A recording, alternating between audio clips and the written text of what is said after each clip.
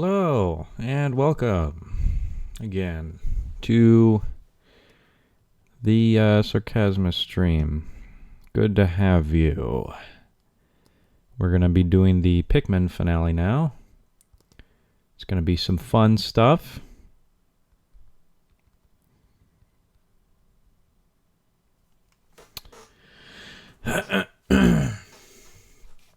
Let me see if the thumbnail's all working. Yeah, everything should be fine now. We should be good. Yeah. Alright. Well. Let's switch over to the old game capture. Start up some Pikmin. Oh god, that's loud. For me, at least. Let me see. Don't know if you're able to hear that at all.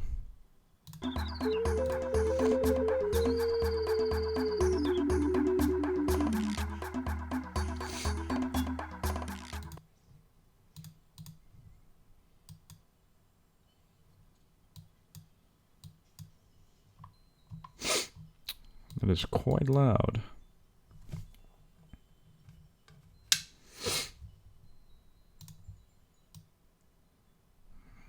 My god, that is almost unbearably loud. Okay. You guys probably can't hear that because I am... okay.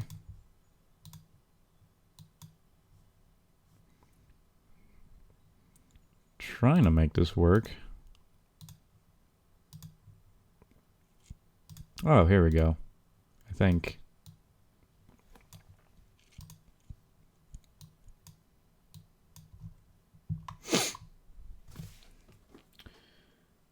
It's much easier to see the live chat on my phone.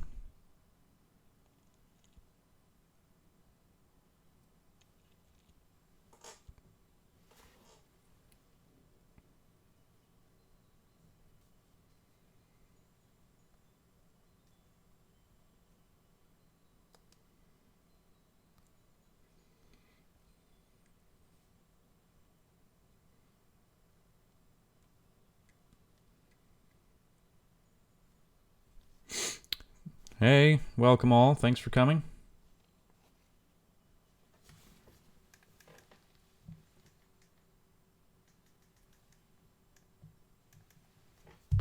Okay, so yeah, it doesn't look like on your guys' end you can hear the music of the game. So I will attempt to remedy that.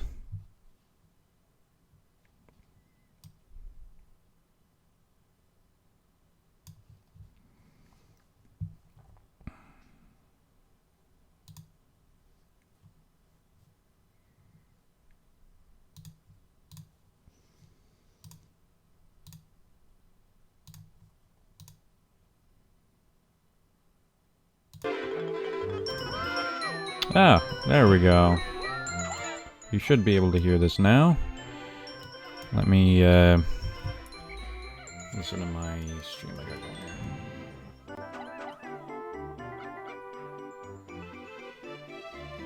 here. Yep, okay, cool. Sounds good. Alright, well, let's finish up some Pikmin while we can.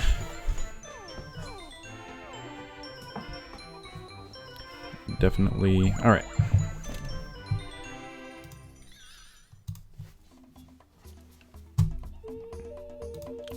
I wanted full screen, and you did not give me this. Is OBS handling this okay? Oh. OBS is like, I don't understand what just happened. What is full screen? That's funny. Okay.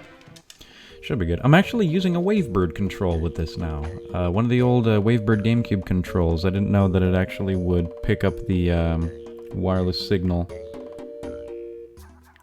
So that's cool. Good to know. Just using the old Wii U Smash Brothers adapter with the computer and Dolphin, it works flawlessly. Just absolutely flawlessly. Alright. Well, last time we were playing, we were focusing on the distant spring, got everything else on every other region. Now we just gotta do the perplexing pool. I mean, distant spring? I literally just said distant spring. See how much similar they are, though? Like, in either game, they're pretty much the same place.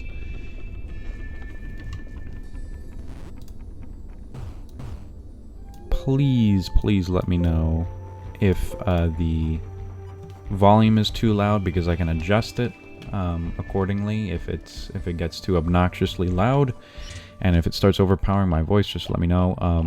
Sorry about the last stream. That was kind of ridiculous. And the reason why I'm apologizing is if, in case you hadn't seen the YouTube upload of it, it starts at this really awkward part where it's just it's basically me around Mount Hylia. Oh god. Oh, he's dead. It's just like, it catches me like mid-sentence. And it's bizarre. So YouTube uploaded the stream like that, where it just starts me like mid-sentence. It doesn't even like start the stream properly. I don't know why that's the case. Maybe other of you have like actually experienced this problem with streaming before. I'm like fairly new to the YouTube streaming thing, so it could be just some of my settings, but I don't understand what kind of settings would do that. As far as I know, though, YouTube kind of screwed up uploading the stream to the channel for just future viewing.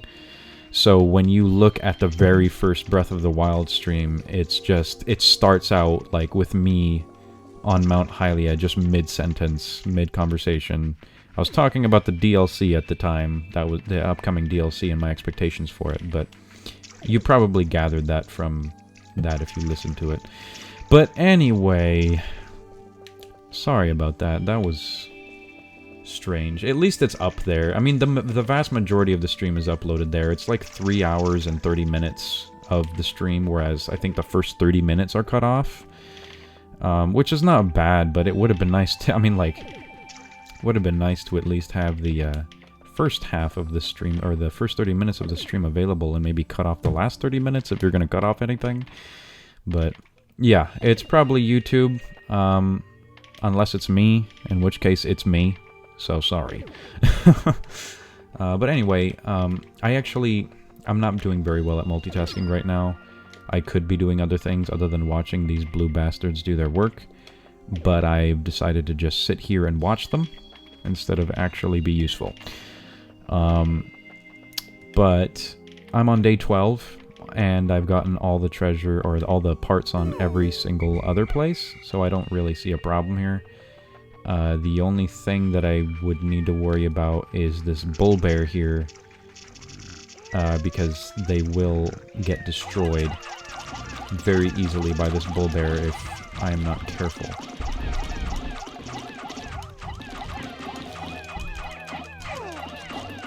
This thing indiscriminately kills Pikmin. It's very bad. Wow, okay, I'm actually very surprised that only a few lost their lives in that encounter. Bull bears normally eat a whole lot more. That's probably Pikmin 2 stuff, though. I found my massage machine. Put this right down in the lower back area and let it go to work. I can't wait until I get it installed again, as my lower lumbar region has been paining me ever since the crash. Ah, sweet relief. Welcome back, Nightmare Ninja. Good to have you again.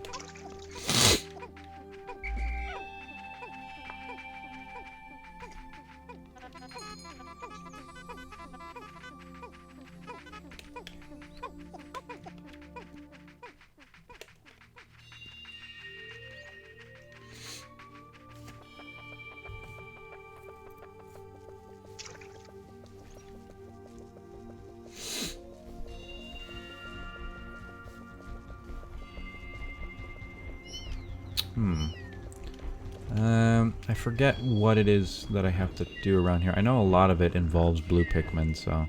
Oh, yeah, and then there's the bombs, and... Oh, yeah. Okay, it's all coming back to me now.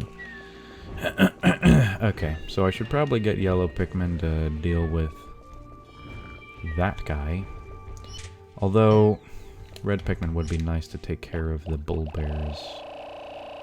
So, we'll just do that for now.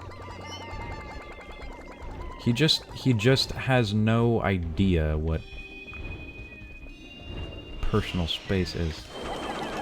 It's fine. He's gonna get what's coming to him.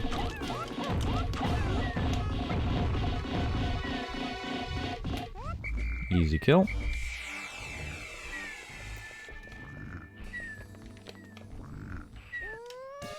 Oh, okay. Cool.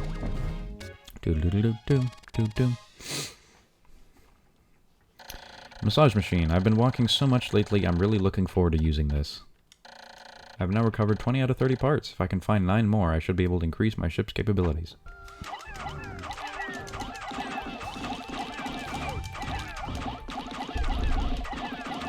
Yeah, see how much quicker the bull bear's health drops when I use red Pikmin? Like, sheesh. It is a drop-off.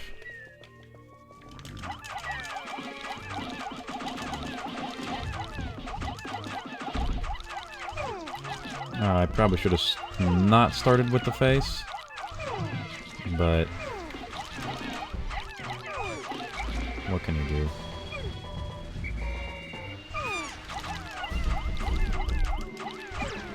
Ow.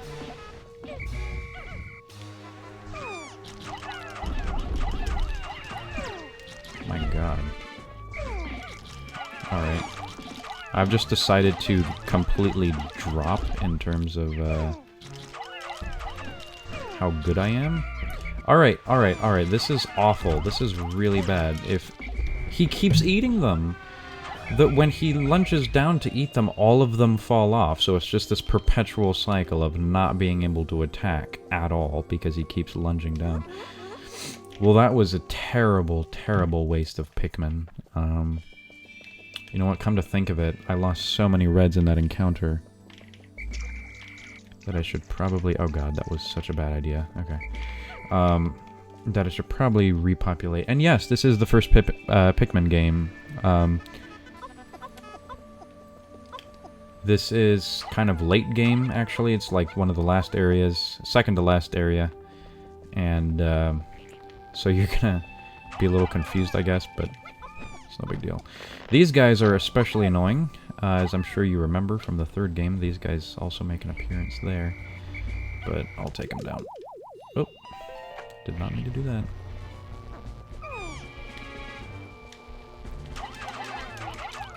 There we go. There we go.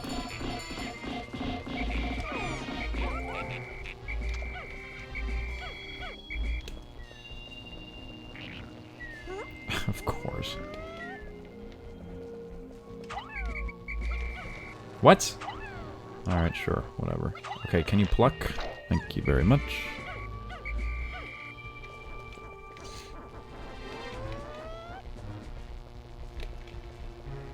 Get over here. Get over here. Oh, you jerk. Get over here. I hate these guys so much. Oh, this guy's such a jerk. There we go. He'll be dead in a matter of seconds. Whoops. Ah. Just gotta stay in one place and he'll lunge toward you. Ah. Come back here.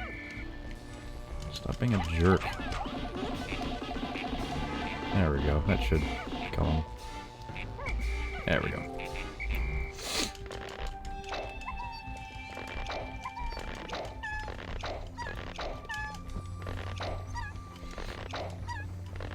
Multitasking is rather difficult in the first game because you're only playing as Olimar, whereas in the second game you play as Olimar and Louie, third game you play as the 3 Kopyates and so on. It'd be kind of honestly, I think it's time to stop there. If they made like a Pikmin 4 and you have like 4 main characters, I think that's overkill. So I kind of hope that they just stop there. even though it would make sense given the pattern so far. I think it would just kind of be ridiculous to have to manage 4 different characters. I mean, maybe some people would like it, but I don't know. I don't think it's prudent. I don't know. I don't see the point. You can already do so much with 3 characters they give you in the 3rd game, so...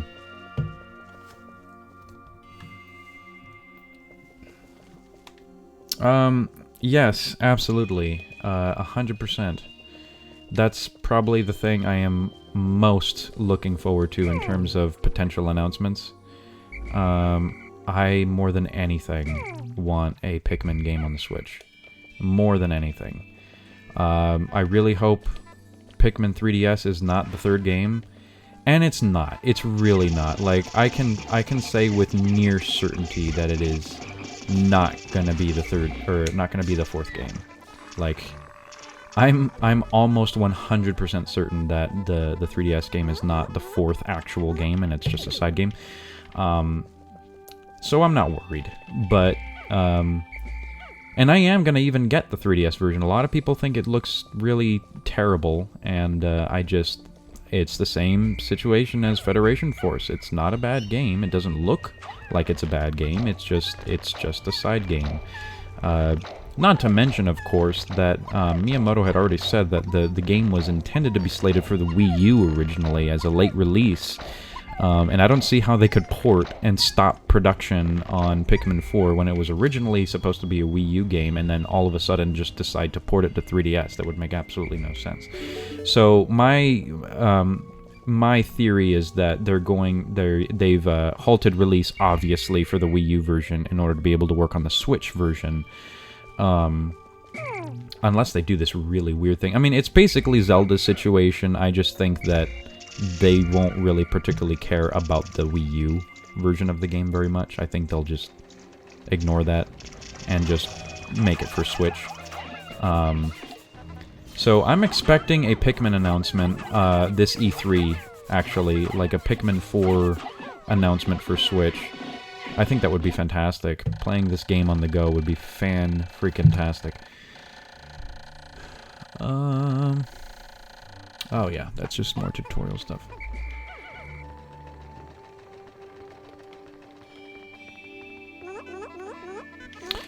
But yeah, I'm thoroughly looking forward to another Pikmin game.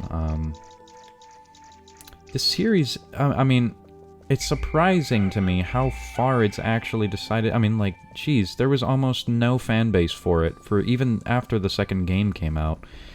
And they still decided to make a 3rd game, and that just goes to show Miyamoto's 100% undying love for the franchise, because Pikmin's kind of his like baby, and I don't think he'd let it die anytime soon, and I think that's the literal only reason why Pikmin is even a thing still. It's most likely because of Miyamoto, and that's not a bad thing, but it's certainly sad that it wasn't anything that the fans did. It was just all sort of the developer's own love for the franchise. But yeah, I do hope that they make a 4th game, and I also hope that it's around the same formula that they went with for 2. 2 being my favorite one, if that hadn't been obvious already. Yeah, I'm really hoping that they return also to you playing as Olimar again instead of the 3 characters in the 3rd game. I didn't mind them. I actually thought they were pretty cute, but I didn't, I don't know, they need more characterization in order for me to actually get attached. I feel like Olimar's had more of a reputation because of the 2 games he was in, so I don't know, maybe another game with them is necessary in order for me to actually like them.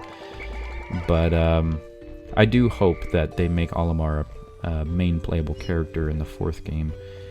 It's just a matter of waiting. It's just a waiting game. I have no doubt in my mind that Pikmin 4 is going to be a real thing. As I said, it's just a matter of when at this point. Yeah, a couple things I'm hoping for at E3 is like some form of Pikmin announcement and some form of Metroid announcement, because that seems long overdue at this point. Maybe an F-Zero, maybe an Earthbound related announcement or something. I pulled out these yellow Pikmin thinking that they would be useful, but I had 10 seconds, so that ended up doing absolutely nothing.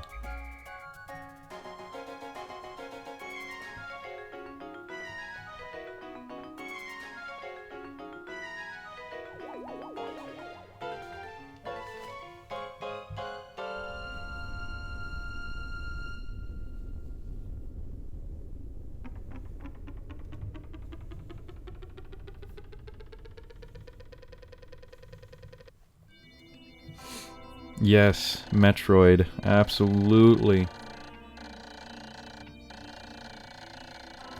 By the way, if you're confused at all about that, that's just Ridley, just the co-owner of the channel.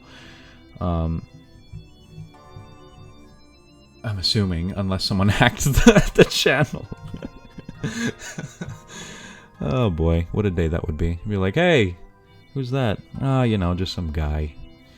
There appears to be a large cluster of parts here. If my calculations are correct, then I should be able to recover virtually all my missing ship parts, but not quite all of them. Unfortunately, there seem to be some pieces that remain unaccounted for.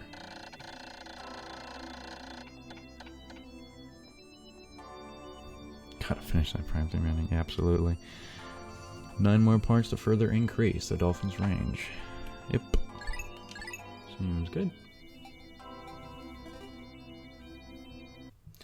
Yeah, the new IP thing on that, that's great. I have nothing against new IPs. They've been really they've been hammering this. Like, I think it's just a matter of time actually, because they've been living with the same set of IPs for so long. Like, it's just been like Mario, Zelda, Pikmin, even, like, surprisingly enough, Smash Brothers, you know. Star Fox recently. So it's like, yeah, I think they do actually need more IPs. I think Splatoon was such a welcome inclusion to their list of IPs. Like, Animal Crossing got a bunch of support.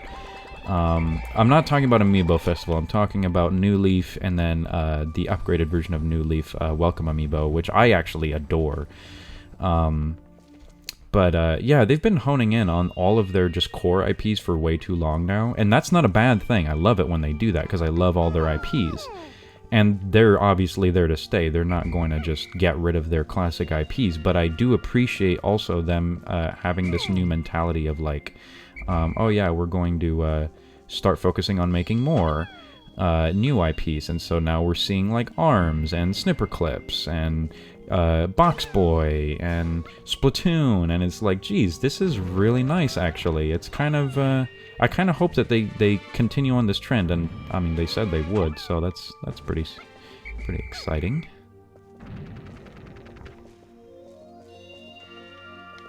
Oh, did I just seriously run out? Okay. I hope there's more in here. No? Okay, no. Well, that sucks. What is he doing? Oh, there's a geyser over there. Alright, well, I'm gonna have to go across the bridge. ARMS will be good. Yeah, ARMS is gonna be fantastic.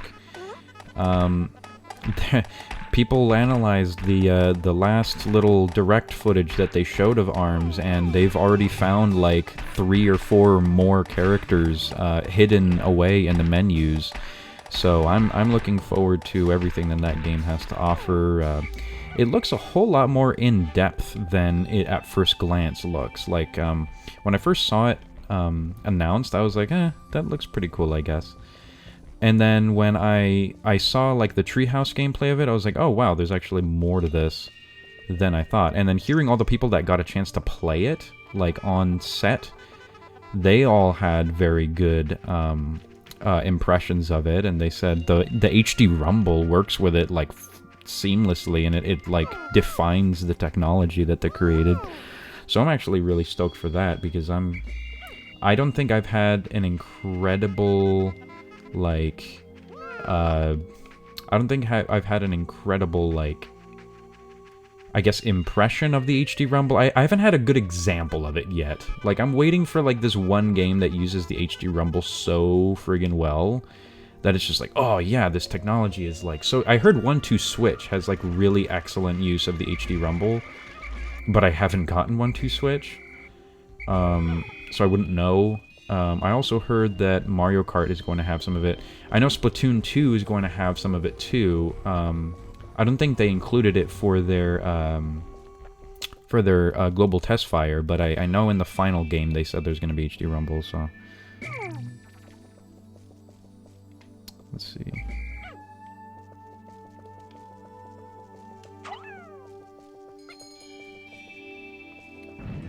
Oh yeah, for sure. Yeah, that last Smash game was a little dry on some points, and I used, you know, the phrase "a little" with a huge asterisk because it wasn't. I mean, it went through serious dry periods, and people put it down very quickly. The DLC was hype-inducing, and whenever they announced the new DLC character, that was pretty sweet. And then when they did the Smash ballot, that was something amazing too. So, using the quark-binding metaphysical properties of gluons, this device, well, it's very scientific, and I don't fully understand it myself, but it was very expensive.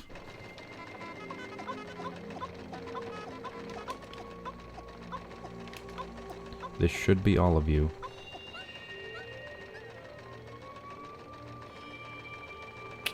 Okay.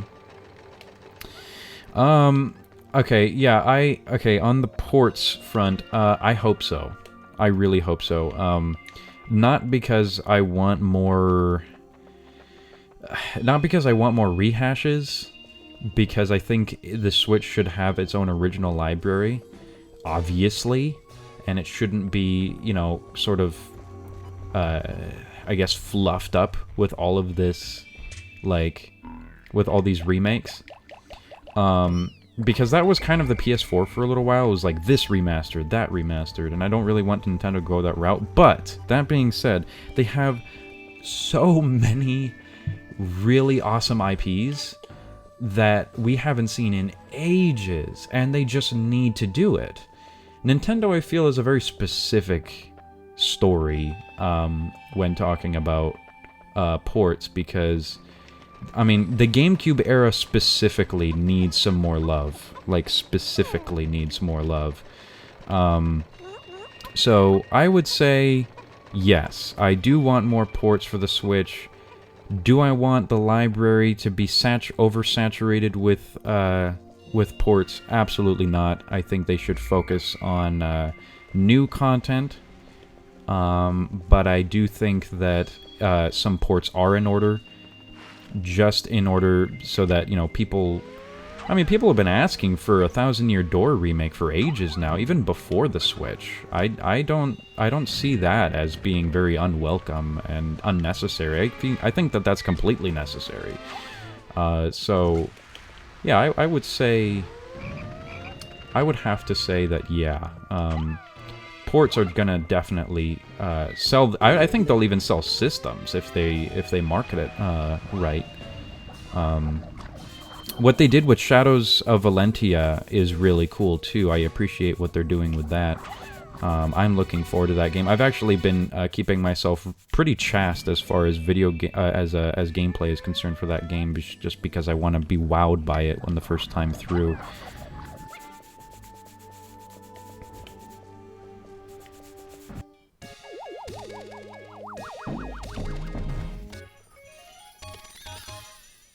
Sweet.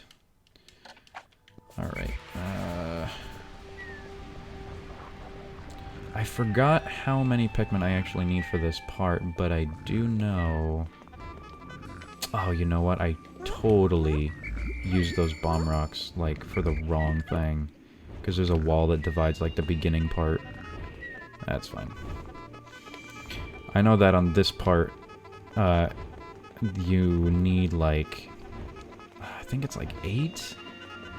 I know I don't have enough. I know I don't have enough, but I'm wondering how much I need. Oh, it's 10. Okay. I guess that makes sense. Oh man, yeah, a Skyward Sword port. I think that would be in order. And you know, I don't know if you've played any of the games that have come out.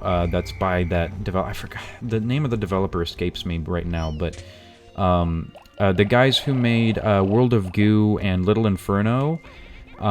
Those guys used a form of motion control that utilizes the gyroscope. So a lot of people were thinking that because they took off the like little what's like the ultraviolet sensor from the Wiimote, that the Switch was just not going to have any Wii ports, like they were not going to be on the Virtual Console. But then people saw Little Inferno and it basically used a cursor, like it used a cursor, and they were like, oh. So that's how they're going to handle that. So I would say just any Wii port at this point is not out of the question, like, at all. Oh, no. Oh, you little bastards. Oh my god. Just one more. I just need one more. Damn, okay. Yeah, Skyward Sword port is not out of the question, like, at all. Because of that, it's totally possible, and I hope that it's not just a port, though. Like, I hope it's not like, oh, Wii Virtual Console, here's a Skyward Sword port. Like, I really hope that it's not just Virtual Console. I hope that they remaster it. And I know there's been a lot of Zelda remasters lately, but that's necessary for Skyward Sword. The only problem with this handheld light is that it can be too bright at times. I have to remember to wear my sun visor whenever I look into it. See, here's what I think about Skyward Sword. Skyward Sword is such a good game that got such a bad rap with the motion controls. Like, it was so sad to see the kind of beautiful story that Skyward Sword wanted to tell be completely overshadowed by the complete, like, disappointment surrounding the motion controls for the game. And I think that a remake without motion controls is 100% necessary, because people just simply put the game down because they don't like the controls and the controls alone. So I think it's important to give that game another chance, and the best way to give that game another chance would be to remaster it and give the option for motion controls. You know, I don't see them completely phasing out motion controls, but at the same time make sure that they have an option for a button layout, so that people who were turned off by that before, that didn't get to experience the amazing story that Skyward Sword had to offer. I mean, being that it's literally the most important game in the timeline, it's kind of sad how it's probably the one that's most polarizing in terms of reviews. So I would say that, yeah, Skyward Sword is indeed a game that they would need to redo and do right this time. Not that they didn't do it right before, it's just, as I said, it was incredibly controversial, so...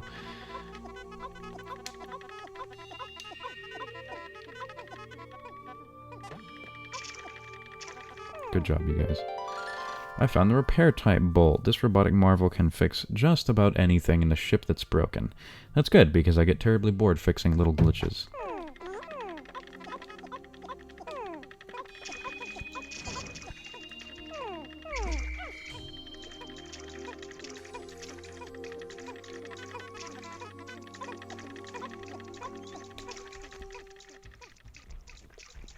Yeah, I totally screwed myself over with those bombs.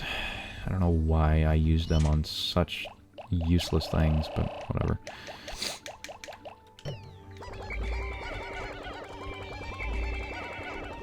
If I get at least one more part after this, I might be able to actually beat the game on day 15. If not, day 16 or 17. It really depends, but...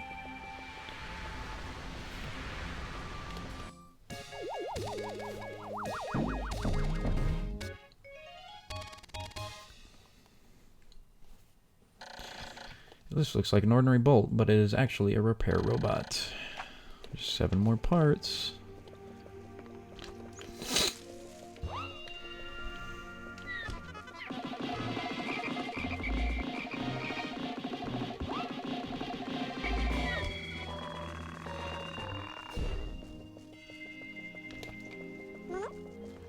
No, you don't need grass right now. You need to destroy this wall.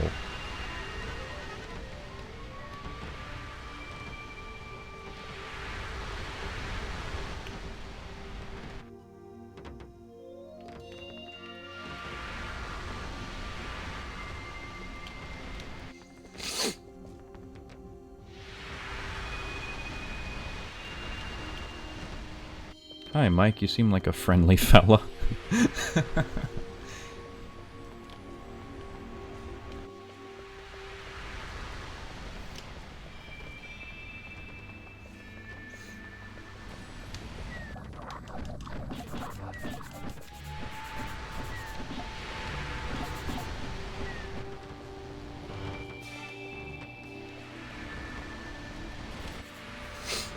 Oh man, this is going to be kind of pain because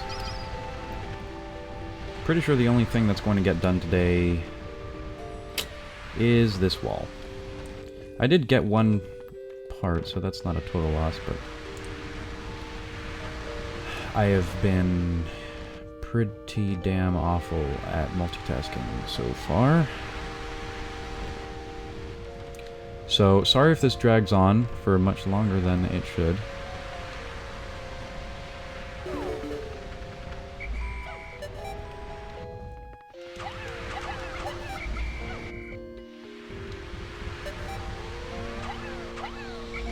There's no point. There is absolutely no point. Might as well go to sunset. I know that there's Pikmin out, but there should be only Pikmin over there. Yeah, they're there.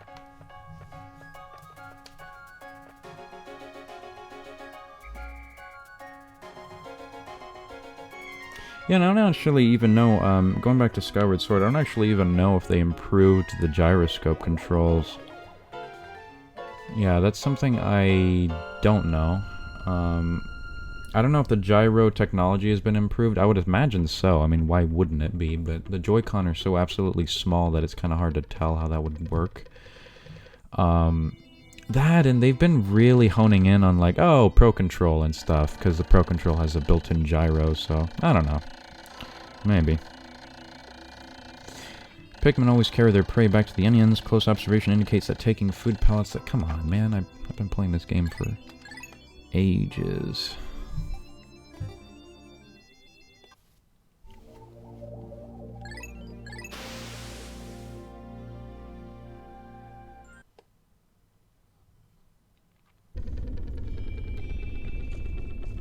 What I've played of the test fire and Splatoon 2, it looks like the gyroscope hasn't been largely changed at all. That is kind of hard to tell, though. I could be completely wrong. I mean, the aiming seemed pretty on point. I mean, it didn't seem worse, but it also didn't seem better. So, I don't know how you'd be able to tell that sort of thing. Maybe someone did like a tech review of it and then actually looked at the innards of the controller and figured that out.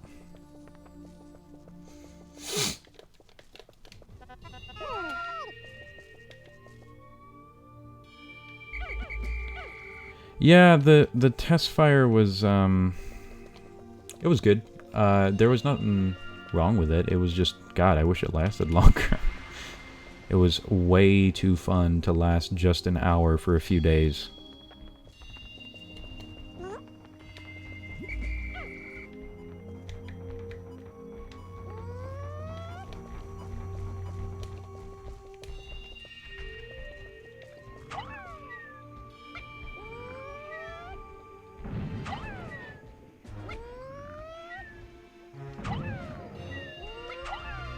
Oh, that was a bad idea.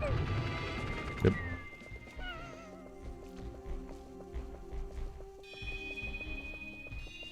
Yeah, a lot of people are looking forward to what's coming next there, because I think we hit a gold mine with that idea. I'm not going to repeat again how many times, like, I was sure that we had gotten it right with that video, but oh man, we nailed it. Like, we just totally nailed it, and I'm really excited because it seems like so far that that's just what they're going for now. I was telling Ridley earlier today that I'm pretty damn sure that the whole video is not going to be 100% correct. That first Splatoon video that we did was just pretty much all speculative. I didn't honestly, if we're speaking 100% honestly, I didn't actually think that even the part where the Splatfests would actually affect Splatoon 2's story would even be a thing. I had doubted that part probably the most out of anything, and sure enough, it looks like that's the case. So I'm not going to leave anything out of the realm of possibility anymore after that happened. Oh crap! Hate when I throw them like accidentally like that. Another one. Go, go, go. Oh god. Just eat them. It's fine. Just take them.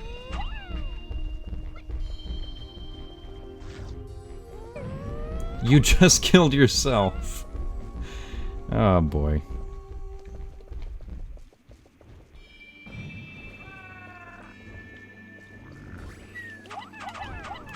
Great, that wasn't that bad. Alright, please just take this back before this jerk blows everything away.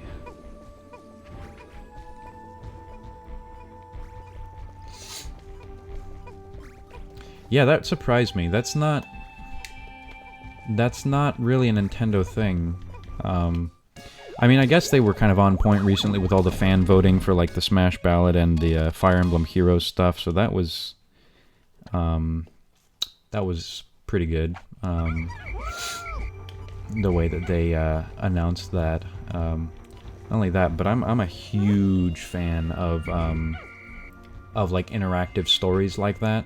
So I'm just stoked to see where they take this, because I know for a fact that it's gonna get dark. Because I mean, come on, based on that last little entry in the Splatoon 2 story little prologue that they had there, at the end they leave off on that like kind of dark note, and it's like, whoa, what happened between them?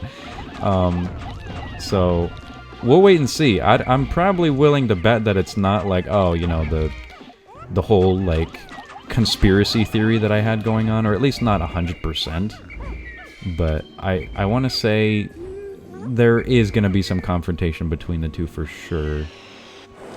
And it looks like they're going more story heavy for this time around too. Like if you look at just like the trailer for like the Grisco Industries like salmon run, that looks like it kind of ties into the story a lot. And GameXplain did a really neat analysis on that, by the way, which you should check out.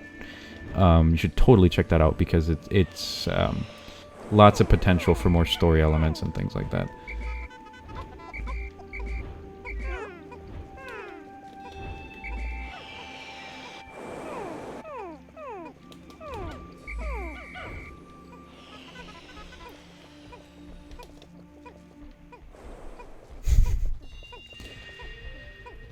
Okay.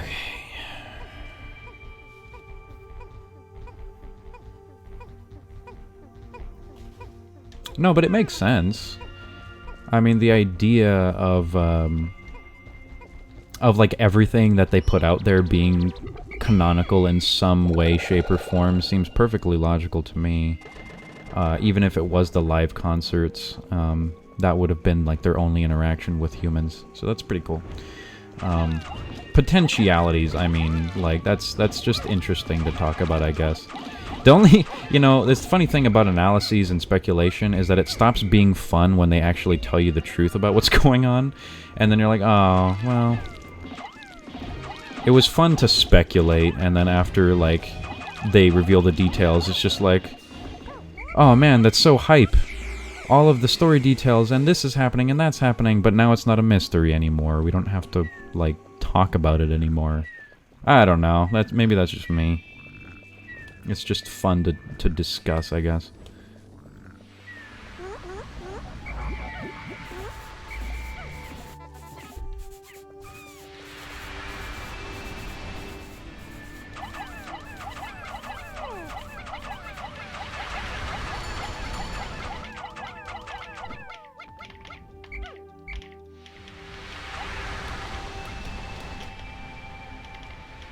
I'll just leave them to that. Again, not much is getting done today, and I'm starting to frustrate myself with this. I do know where basically all the pieces are, but they're so spread out, and this whole map is just so, like... See, the problem with this is that this is not perfect game design by any stretch of the means, and the reason why I say that is because this entire map is just so, like, at a certain point, I mean, it's beautiful to look at, and it's just, it adds to sort of the exploration, I guess, to make it larger, but if all I'm doing, like, from point A to point B is just walking, and it just takes forever to get from point A to point B, the reason why I'm not as productive is because of travel time. It's not necessarily because I'm not being quick enough. It's just Olimar is a slow little bastard, and the map is huge, so therefore stuff isn't going to get done as quickly.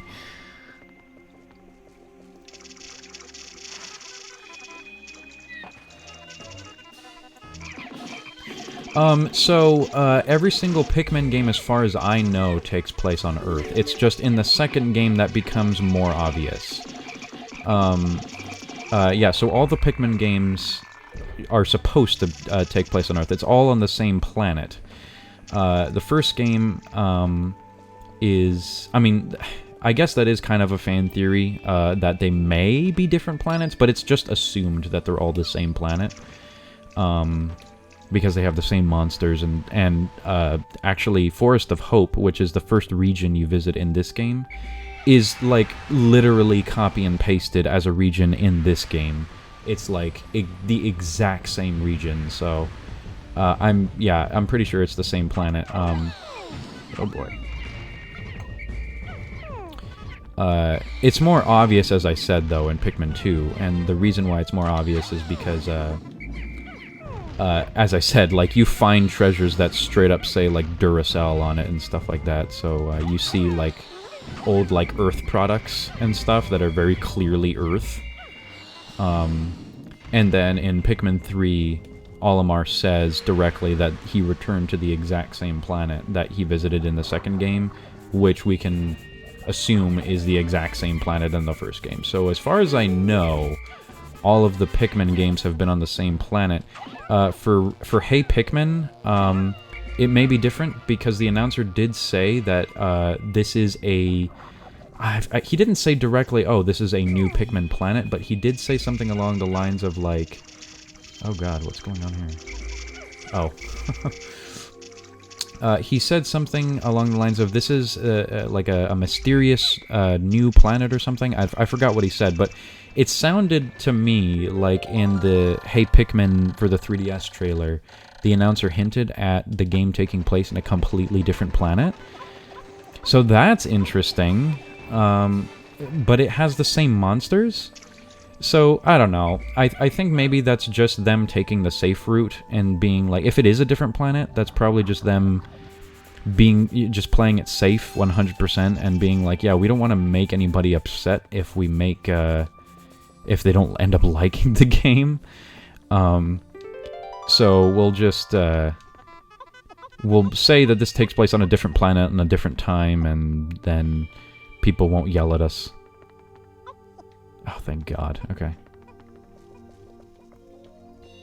Yeah, I've watched all the short movies. They were really good, actually. Like, really, really good. The animation is top-notch. Like, I'm talking, like, Disney quality top-notch. It's really, really impressive animation. Some of them are longer than others, but I have them all installed on both my Wii U and 3DS because I loved them so dang much. But yeah, no, they're worth getting for sure. They're really fun too. they don't build up a whole lot in terms of lore, but there's a lot of fan theories that revolve around those shorts that are like, oh, potentialities for this or that or the other thing that may hint at Pikmin 4's story or may hint at what Olimar was doing during Pikmin 3 or whatever. So, yeah, I've watched all of them. They're pretty neat. And one of them, if this is not a selling point to you, Olimar is teased to be eating Pikmin in one of them. I'll just let you, I'll let you do with that what you want, but that's the premise of one of them.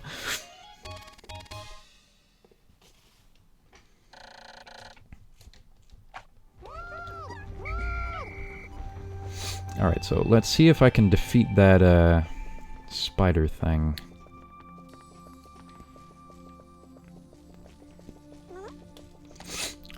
What's really neat, if anyone who's watching has never seen any of the Pikipiks games, you really, first of all, play Pikipiks Uprising. It is amazing. You have to play it. It's a good game. But if you, furthermore, haven't seen the Pikipiks Uprising shorts that were released on the on Nintendo Video, those are fantastic. And Nintendo's doing a thing right now where if you have a My Nintendo account and some platinum points, you can redeem those points to actually install all of the animated Pikipiks shorts on your 3DS for free. I mean, you have to spend points, but it's free. And what's cool about that is those videos haven't been released since they went live. People actually have recorded them when it went live, and that's the only way that you could actually view them before this. Now you can actually own all of those animated shorts, and they are so good. They are so good. The one that comes to mind is Palutena's Revolting Dinner. It's basically a short about how Palutena tries to make dinner, but it goes horribly wrong because all of her food just starts attacking her because of some magic potion that she put on them. It's hilarious. It's absolutely awesome.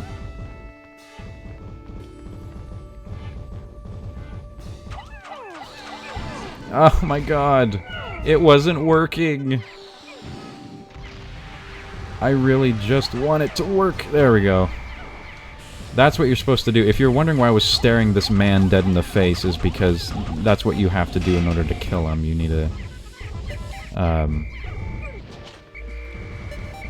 need to plug his his air vent so that you could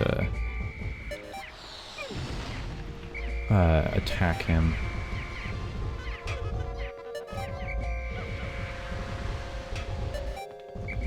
Okay.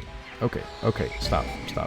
We're not fighting him anymore. We are not fighting him. There's literally 1 second on the clock. You stop that. Oh boy, I really hope that... Okay, cool. Those Pikmin were at home. Good. Well, I actually got 2 parts today, so that's not bad. But it doesn't look like I'm going to be ending off on 15. If anything, it's going to be 16 or 17.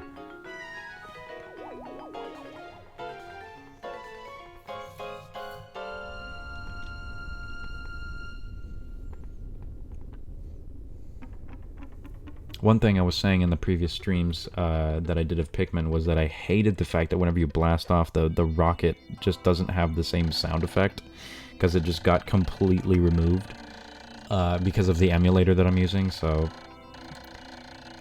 super unsatisfying. In the actual game, there's this really satisfying, like, blasting sound. 5 more parts. Dolphin will be fully rebuilt, but time has grown short. I must not flag in my search. Even if I cannot recover every piece, I will not give up. Surely some of those parts aren't absolutely necessary. I can almost see my smiling family. He references his family a lot in these games, and they're a whole lot more relevant in the second game than they are in the first. That's what I love about the second one. There's a whole lot more world building going on in the second one. It's just, it's an all-around better game. Honestly, whenever I hear that people were dissatisfied with the second game, and they didn't enjoy it as much as they did the first one, I think that's just nostalgia speaking, frankly. Because it was just an objectively really fantastic game. There's nothing wrong with it that I found. I think the difficulty spikes are something that I might be able to complain about, like, legitimately, but other than that, I honestly have no reason to complain about that game. Oh yeah, he's a family man for sure. He's got a son, and a daughter, and a wife.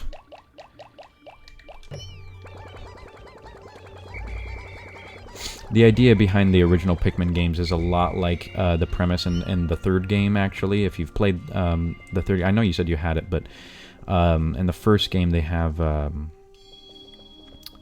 the first, second game are pretty much the same. Olimar is like going through space and he crash lands on the planet. The first game is literally he's just exploring for his company because his company is like a deep space, like... it's like a deep space trading company, I believe.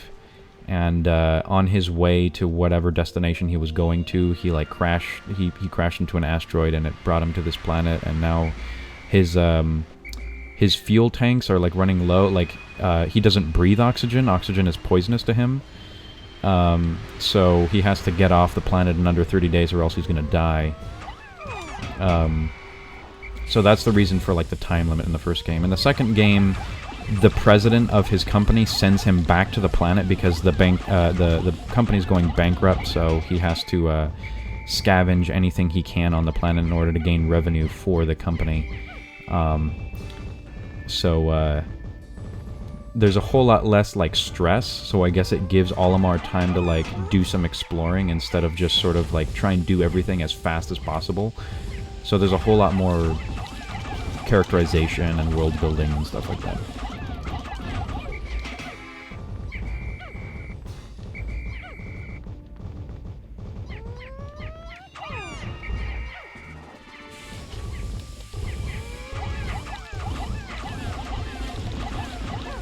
There we go. I've discovered the bow, whatever. With this piece installed, my ship should regain some of its sleek shape.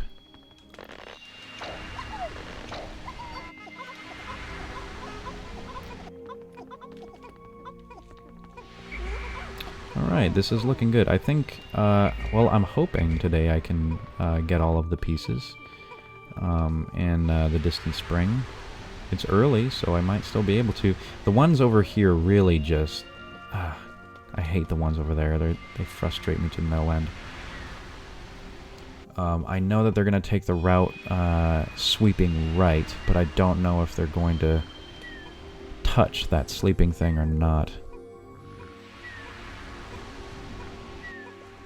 I really hope they don't.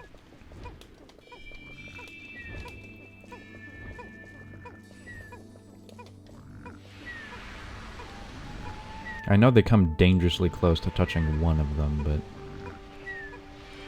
but... okay. I just don't want to leave and then have them just be attacked while I'm gone. It'd be very weird. And sad. Oh god, please don't touch it. And they touched it. Nice. Good job, you guys. I'm not fighting this thing. I already tried before, and it didn't work very well.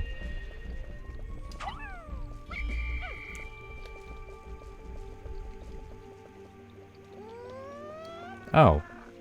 Well, if he's just going to lay there, then I guess we can just keep going. No big deal. Alright, let's go before he wakes up.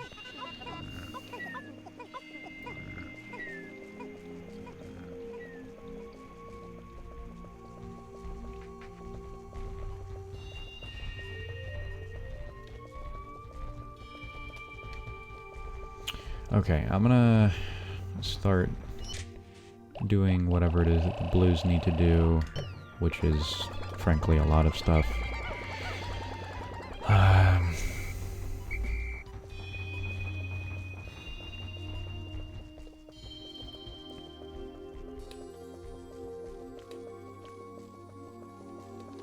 know there's a part out here somewhere.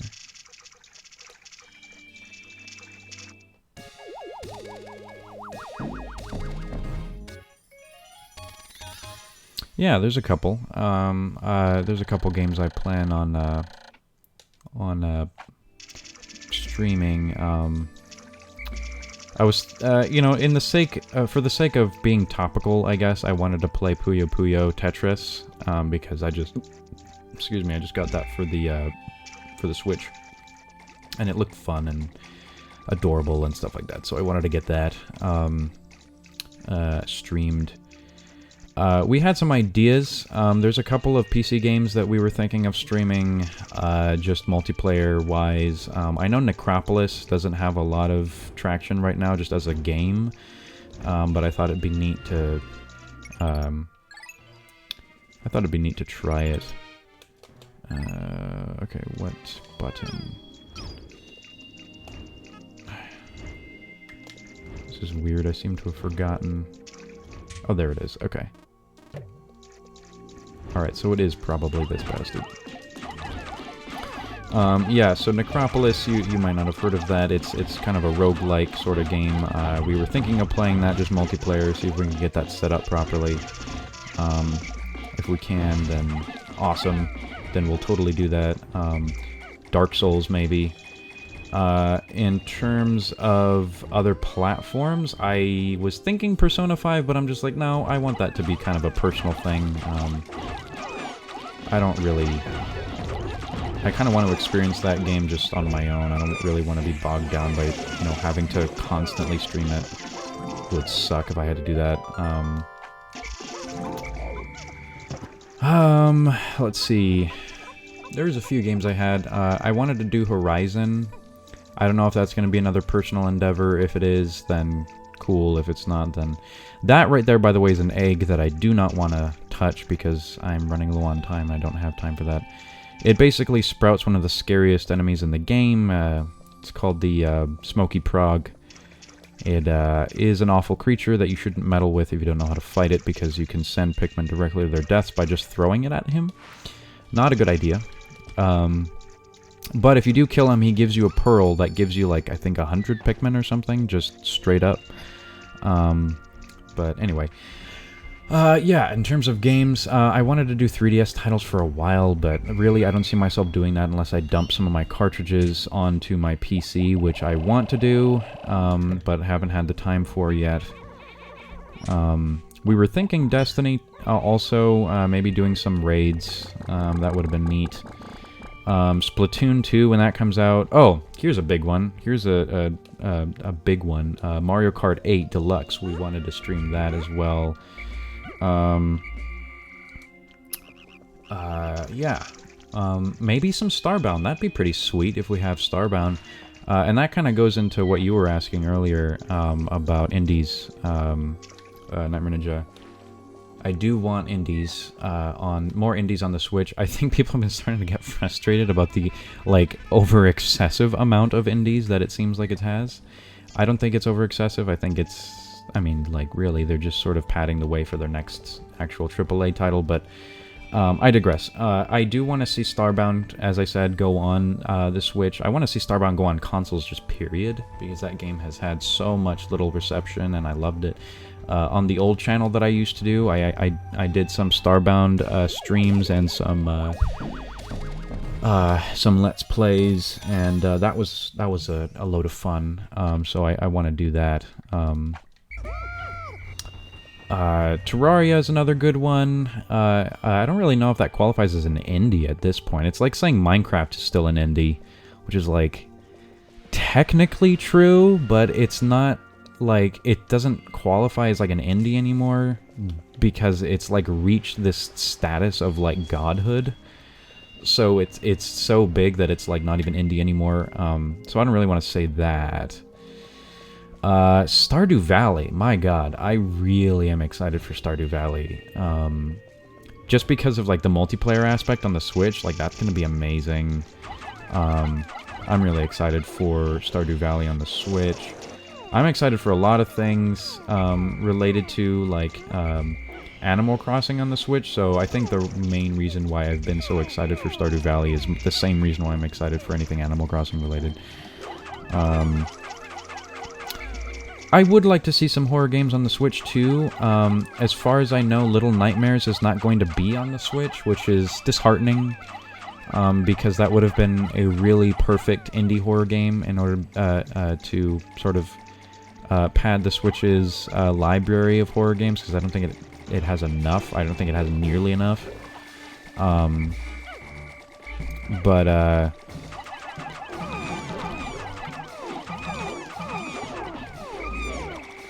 Yeah, I'd like to see some horror indies too. I don't think Outlast is my idea of like a good horror indie. I'm not looking forward to that at all. I think the people that made Amnesia had something going with Soma though. I would like to see Soma. That would be pretty neat.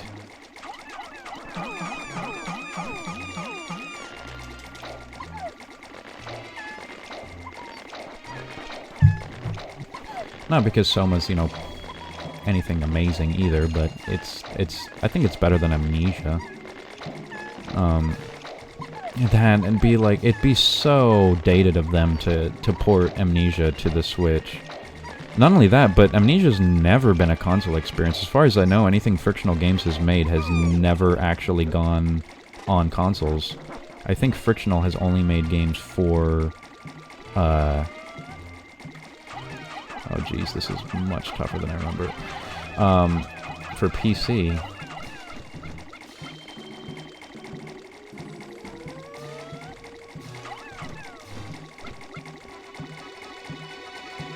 Let's not get stuck in the flower.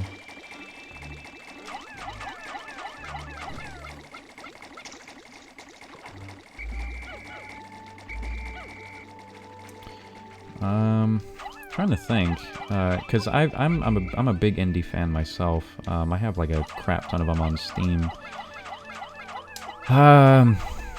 Cave Story I know is going to be ported. Cave Story Plus, no less. I was actually surprised to hear that Cave Story Plus was going to be ported. I'm really excited for Cave Story. I'm a huge fan of Cave Story. That game is going to be very nice. I know a lot of people aren't particularly excited about it being ported for like the umpteenth time on the Switch, but I think just the fact that it's Cave Story justifies it. Cave Story Plus, that is, because if you look up on the differences of Cave Story Plus to the other versions, it has probably the most out of any of the other versions. So I'm actually glad they chose. If they're gonna port it again, at least give the Switch like a legitimate version to be able to be ported. So.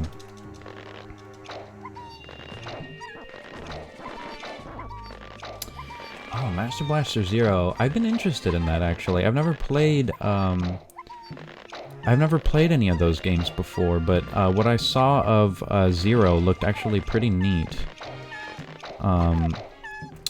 You know, it's kind of it's just a pipe dream of mine, but I would also like Blue Revolver to get onto the Switch. I mean, not really just on the Switch, just anything at this point.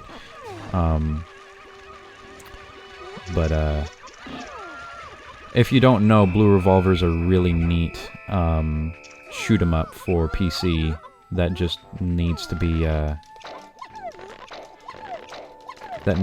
ported on a console. Like it just needs to be. It's my favorite shmup right now.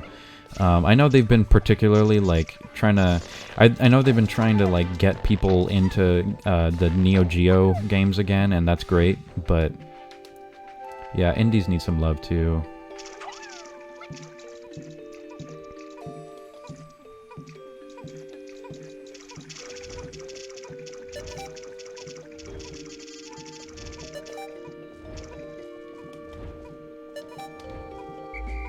Yeah, there's no point. It's not going anywhere. I'll just go to Sunset. As far as I know, there's no one else out. But yeah, I'll give Master Blaster a shot. I also wanted to. I have some good titles on the Switch. Like I have Snake Pass right now, which is pretty good. I enjoyed. Let's see. I haven't tried Mr. Shifty yet, but it looked pretty good. I'm a big Hotline Miami fan, which, by the way, if we're going to talk about indies, I think Hotline Miami would be a perfect choice to include on the Switch after Mr. Shifty. I mean, come on. Mr. Shifty was basically Hotline Miami. Yeah, Hotline Miami would be perfect. Damn.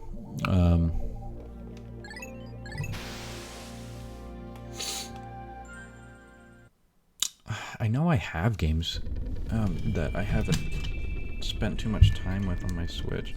Let me check it now. Oh, Wonder Boy. Yeah, for sure. Wonder Boy is another one. I have never played Spectre Knight's story yet on Shovel Knight, and I've been putting that off. Like crazy. I don't know why I've been putting that off, but I have been, and I've been really, really wanting to play Spectre Knight's story, because I had such a fun time with Plague Knight when they released that, and just like Spectre Knight. It's like, come on. Been waiting for this for ages, and I haven't played a single minute of it yet, so it's like, yeah, I just gotta do that.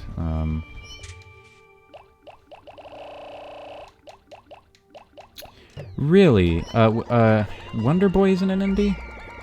Well, no, you know what, yeah, I wouldn't see that as an indie. I mean, it just has the indie feel to it, I guess.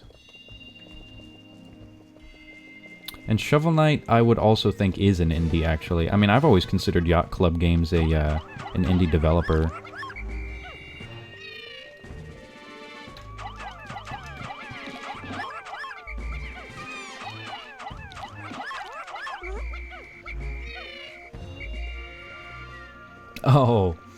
Oh, Payday 2, yeah. That kind of frustrated me, to be honest. It just surprised a lot of people. I don't think it, like, ever reached the point of, like, frustration for people. But, like, for me, just seeing that was just like, really? Not really on Nintendo's part, because Nintendo can really, at this point, you know, whatever they want to do is fine. But just on the side of, like, the people that made Payday, like, really, you haven't gotten enough money from just all the DLC that you released for that game, like... Yeah, and as you said, it's not really an indie, and they get... I don't know, I just have a feeling that they're just milking the hell out of Payday 2, which they are, I mean, come on, they totally are, and that frustrates me whenever I see that happening. I mean, that's everywhere right now. I mean, look at Activision. EA's actually surprised me recently with their announcement of Battlefront 2, and how Battlefront 2 isn't going to have a season pass, which just boggles my mind. I don't understand that. I just don't understand how, like, EA isn't going to include a street pass for Battlefront 2. It's like, do you guys not want money anymore? Like, what's going on? I love it, but that surprised the hell out of me. I do...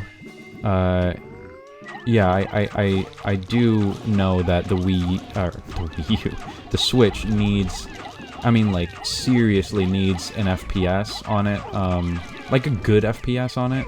I do not think Payday was the way to go for that. I just don't. Okay, this is not happening again. This is so not happening again. It just did, but it's not going to continue. God, I hate those guys. Their faces just annoy the hell out of me.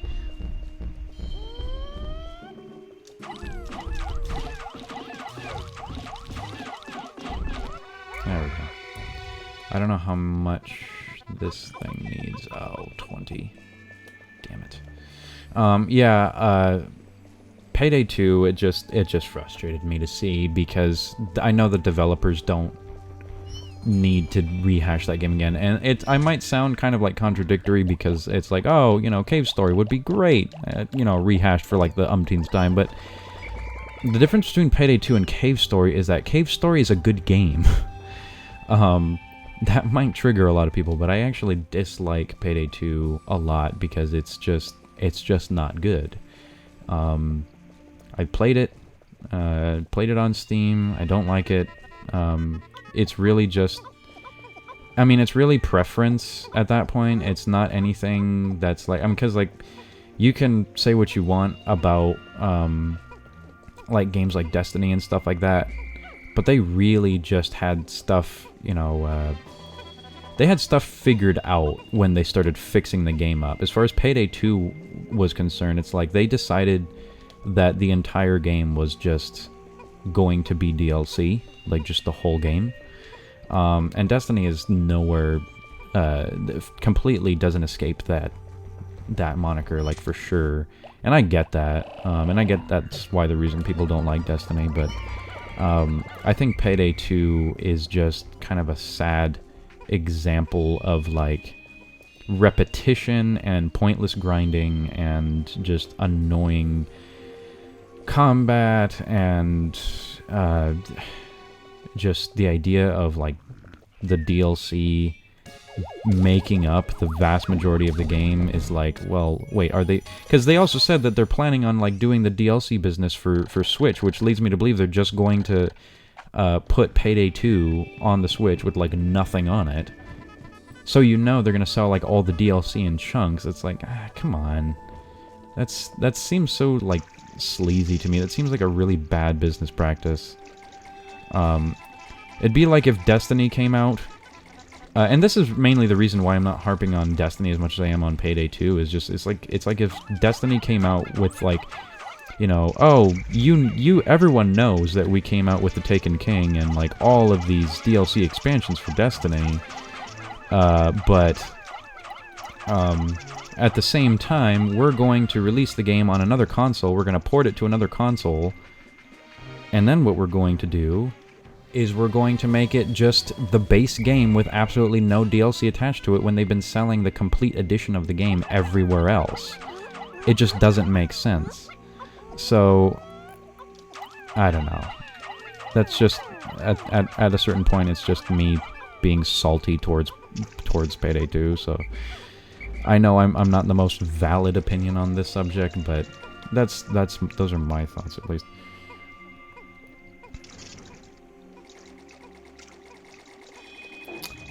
I certainly hope they're bringing their shorts to the Switch. Those are some quality, that's some quality content right there. Honestly, I wish they would just hurry up and make a show already. It's frustrating that they haven't done that. Like, really, they've proven with, like, the Pikmin animated shorts, with the Kid Icarus animated shorts, like, come on. They have got to make a show already. They have got to. I think, really, the only reason why they were doing that was to kind of test the waters and see how people respond to it. And it's like, dude, you guys got it. You guys nailed it. You know what you're doing. You found something, it works, everyone likes it, just make a show. I wouldn't mind there being, like a... It'd be pretty sweet if they did start making shows, but they had, like, this first-party, like, app for it on the Switch, where it's like you can only watch the show, like, on this app. Now, including, like, a separate subscription other than the online service would be kind of sleazy, in my opinion. So I don't think they should make it, like, a separate service than the online service, because you'd already be paying for that. But I'm thinking, like, oh, if you already own the online service, maybe that's one of the additional features that they have planned, where it's like, oh, yeah, the online service also covers, like, you know, weekly episodes of whatever show that we're going to be posting on this app, so that'd be cool. I did hear about that, yes. I did hear about that. And Mario Kart 8 did indeed do it right. I heard about the Splatoon manga from Ridley, actually. And I'm stoked about that. And I'm really, really happy that it's being localized, too, because if it was only in Japanese, it's just... That would have killed me inside. I probably would have imported it anyway, but seriously, they needed to do that. The ads for this jet boast that with excellent mileage that's easy on the family budget, this jet will keep your wife smiling and propel you to a happy home life. Oh yeah, I'll be buying it for sure.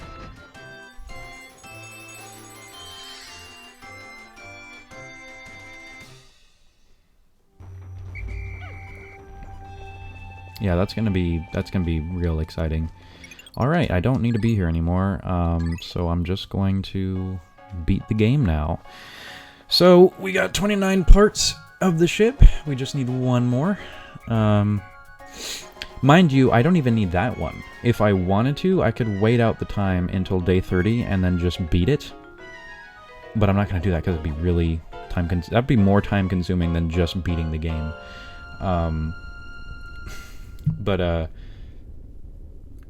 the reason why I'm able to do that with just 29 parts is because not every single part actually contributes to you leaving the planet. Like, there's some useless parts, like a piggy bank, for example, that you just don't need in order to lift off. So, you can actually complete the game with less than 30 parts. It's just hard to discern which ones you need and which ones you don't and stuff. In the forest steps below, I see a region where the final part must lie. Clearly, this is my final trial. My life support fails in 14 days. Courage.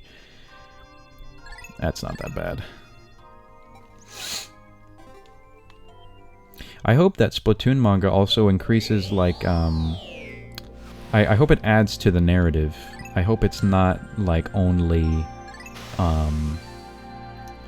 you know, sort of supplementary to the story. I hope that it serves more than just like, oh, it's the Splatoon companion book where they have like cute little short stories in there that you know, are practically meaningless to the actual fuller story at large. I kind of want those shorts to be significant in some form. I mean, like, why wouldn't they? I mean, it wouldn't surprise me if it was actually incredibly significant, considering how they're doing this whole Squid Sisters Stories sort of campaign, which is like, geez, no one expected that. I mean, I think it's probably safe to say that the manga would be relevant to the story.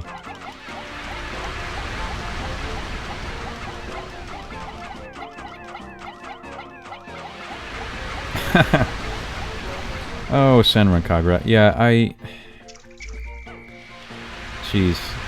I have nothing to say about that game because I don't play it, but yeah, I don't know.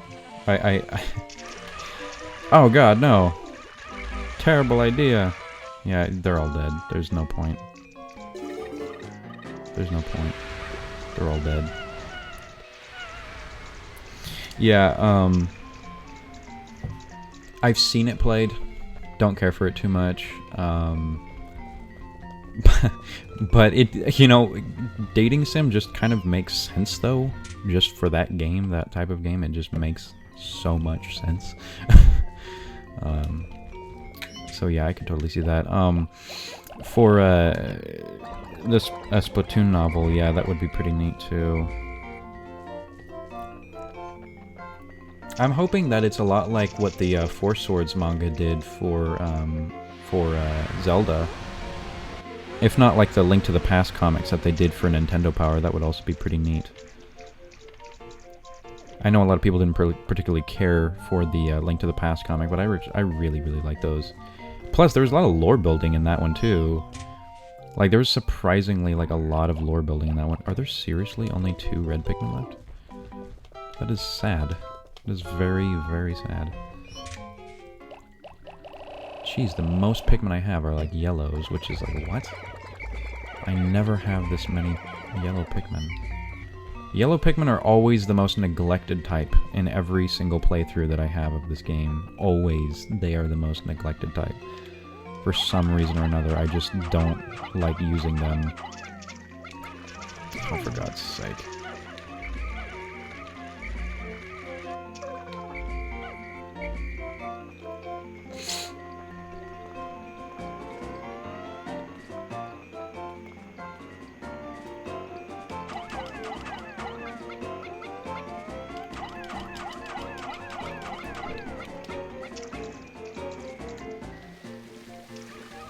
What?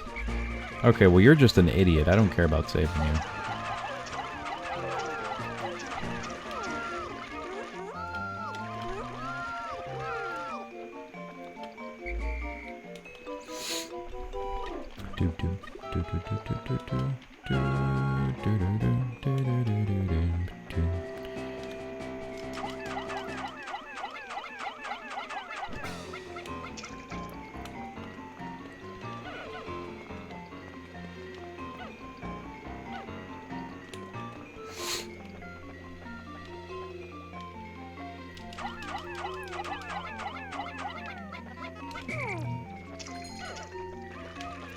Oh god. Please, don't drown. Okay, you can drown just as long as the bomb guy doesn't drown, because if he drowns, then it's over for everyone.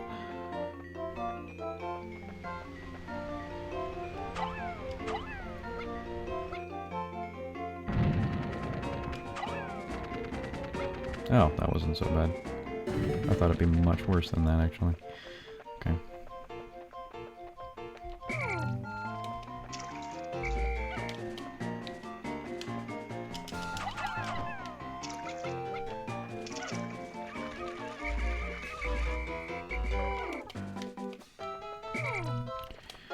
Alright.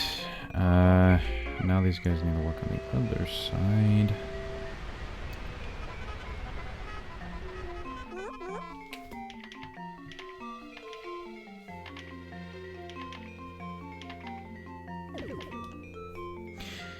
Yeah, that was my plan too. I've already gotten all 120 shrines and got the reward for it and everything, but I actually want to do literally everything. You know, I'm kind of thinking I shouldn't care about the seeds, but part of me is like, you have to care about the seeds. So I might get all the Korok seeds. What I at least want to do is complete my compendium, which is incredibly important to me. Just completing that compendium. Do all the side quests, do all the shrines, which I already did, and let's see. Beyond that, I don't know what else there is to actually do. Other than the Korok seeds, that is. Oh, maybe upgrade every piece of armor. Yeah, maybe do that. Or at least upgrade the one that I think is relevant to defeating Ganon again. So.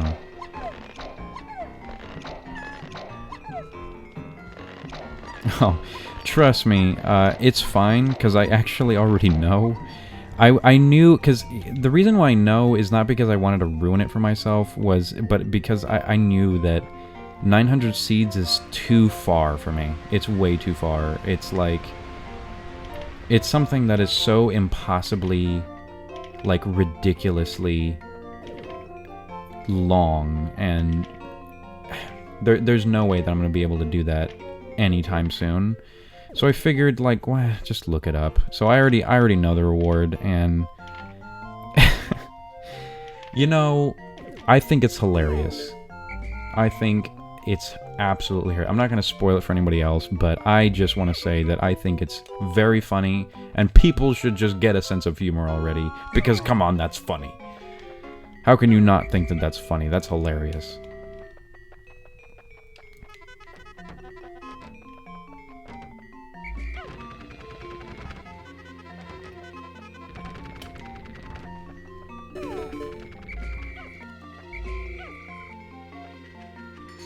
Alright, here we go. Ow. So this is the final boss. It's, his name's Emperor Bullblax.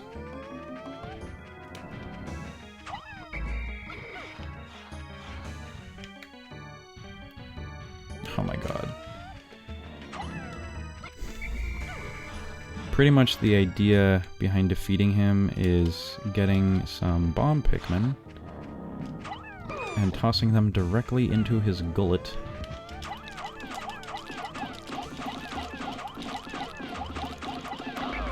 And proceeding to attack him while he's stunned.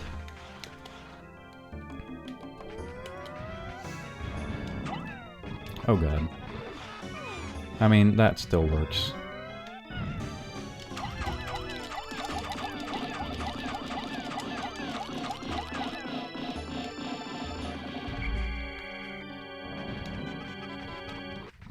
This guy freaks me out. Like, even right now, this guy is freaking me out. Like, I'm kind of keeping it together, but this has always been freaky for me. Oh my god. See, the problem is that I don't have a good grip on my bomb Pikmin. I really need them. There we go. Alright, please don't go back in the ground.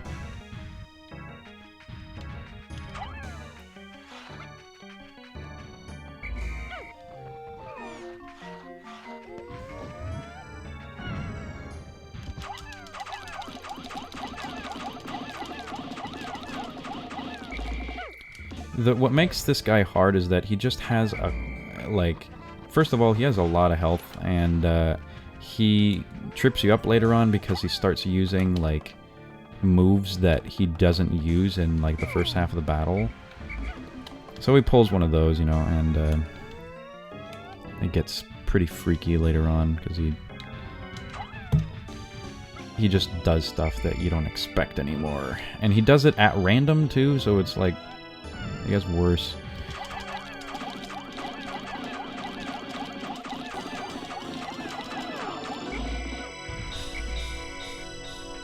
Yeah, I really don't like this guy. He's a really cool boss, but God, I hate him.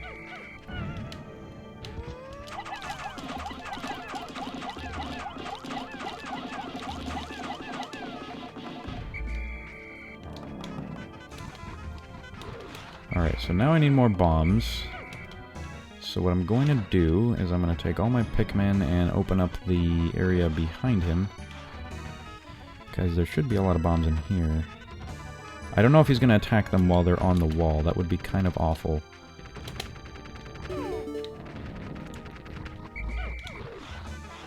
Oh god, that was so close.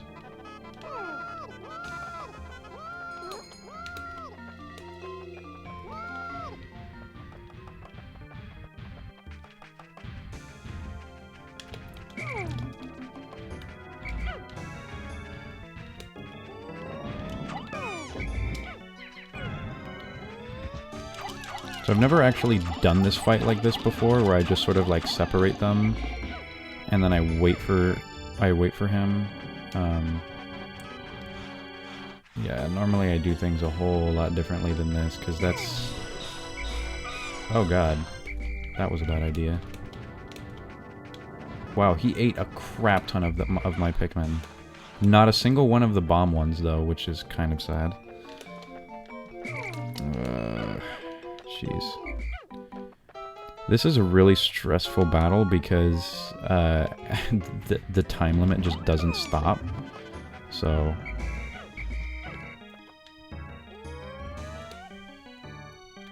that and there's that. He just does that. Oh god dang. Oh my god. Wow. Yeah, that's never happened to me before. Oh no. Alright, well, back to the old onion, folks. Let's just abandon ship for now. It's like everyone died.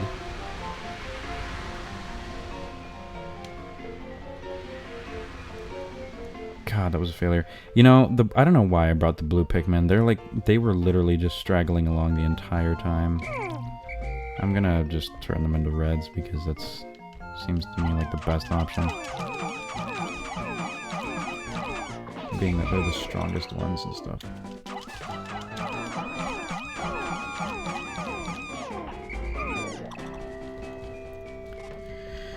Ugh, that was abysmal. I didn't expect it to end in literally all my Pikmin going up in flames. But I guess you can never really expect that. I think maybe 10 is good to keep for bombs. Yeah, ridiculously hard boss. Chances are I'm actually not going to be able to beat him in this day. He doesn't have a lot of health left. But if I skip to tomorrow, I could probably do it.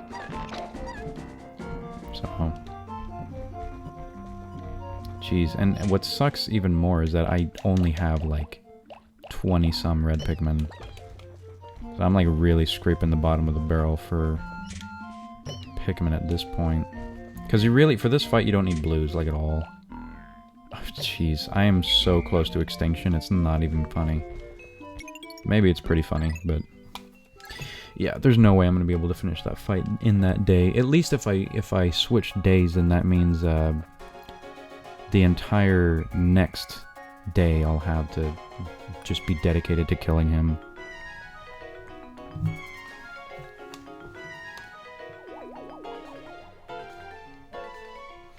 I really hope this is the last time, too, because I am just done. I just want to finish this game.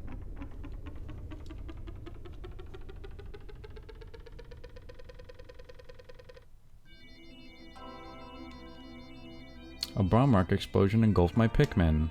That last horrified facial expression is burned into my memory. Yep.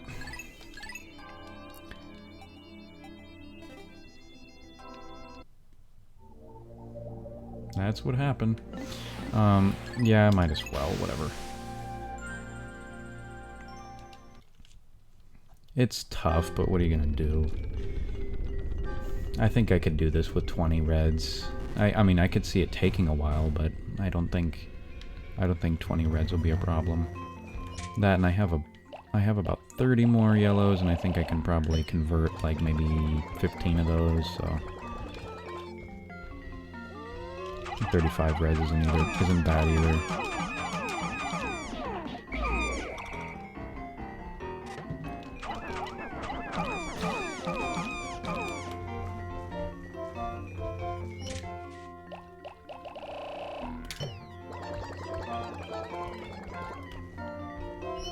Yeah, you should. Definitely should give the older Pikmins a chance. I would say, the only reason why I would recommend playing 1 is, for story purposes, just to get, like, the full account of what actually happened. Yeah, I mean, if it were up to me, I'd probably just say, like, yeah, just play him because it's good. Because all of them are really good, but, as I said, Pikmin 1 is a little bit less tolerable than Pikmin 2. Pikmin 2 is very friendly, but it's also very not friendly. and it gets really difficult just because it gives you more of like a cushion, and as far as the time mechanic is concerned, doesn't mean that it's an easier game, because it certainly isn't. But yeah. Pikmin 1 and 2 are virtually the same. I think they are the same engine, actually. I just think the main difference between Pikmin 1 and 2 is that Pikmin 2 is bigger, Pikmin 1 is not very large.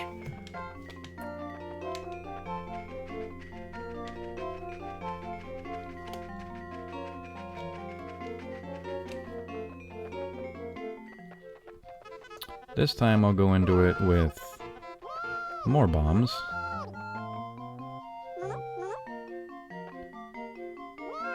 What did you guys find? How did you do that? There should be more bombs over here.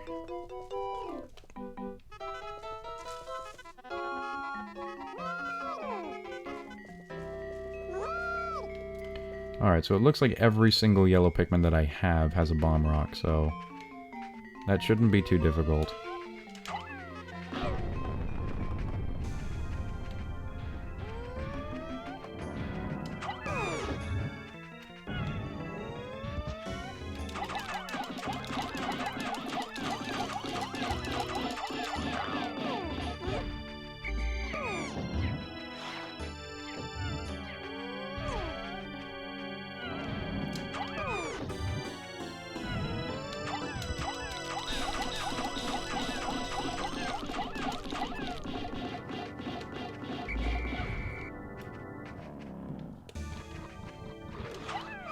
Oh, crap.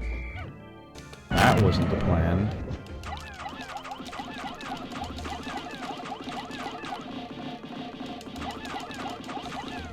Oh well, we'll see how that turns out.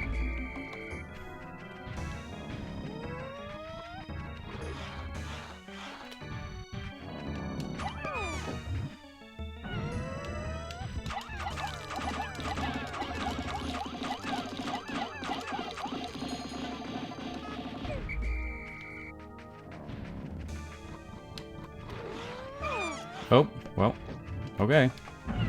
Sure, take them. I don't need them anyway. Plus you're at half health, so you're officially more scary than you usually are. Oh god, I hate this so much. This, what he does right here, this is the worst. This is like the absolute worst.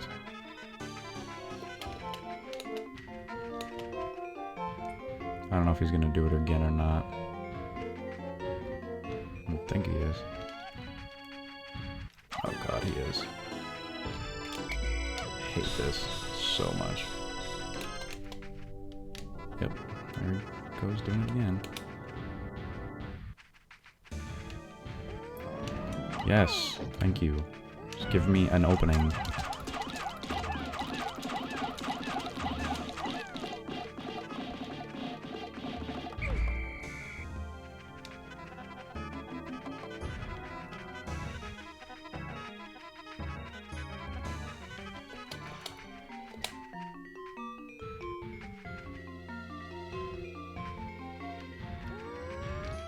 Come on, dude. You have to stop. Oh boy. Not good. Well, okay. At least that happened. If he swallows a bomb, that's fine. I don't care. Just at least swallow a bomb.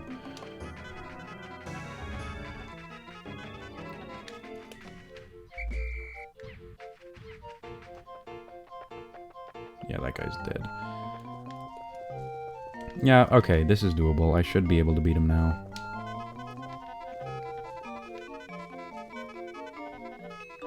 The additional yellow that I have. Yeah, I need him. Oh god, that was an accident.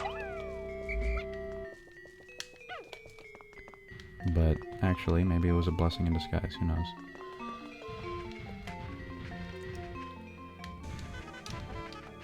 Well, okay. Did you seriously throw that bomb?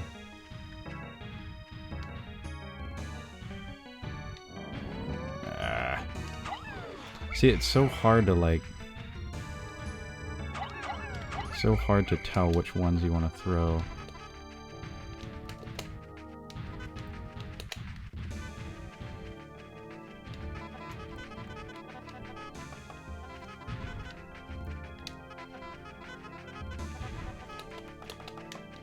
Oh my god, he just doesn't stop.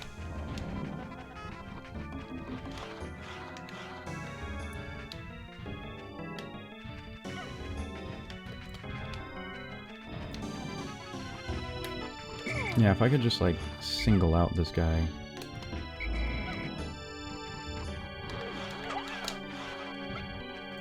Oh, wait, don't do that. Ah! Damn it. Alright, I need to get more bombs. So close, so close, so close. I just need this one thing. They should probably get nectar. His health is so close.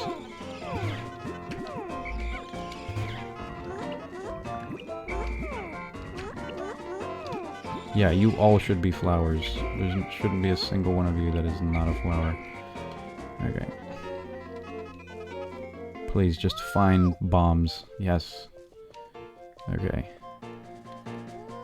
Alright, it's good to just keep them like this, because then I could at least do that. Yes, okay. That's it. Well, that was a disappointment, but...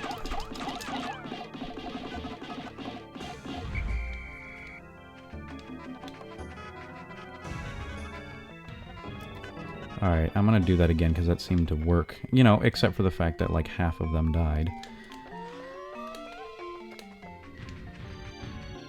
Hey, look at me. God dang. Stupid Reds. Just kill him, please. Just kill him. Oh my god, it's so close. And I don't have any yellows either. Just finish him off. You know what? I can finish him off like this. It's no big deal.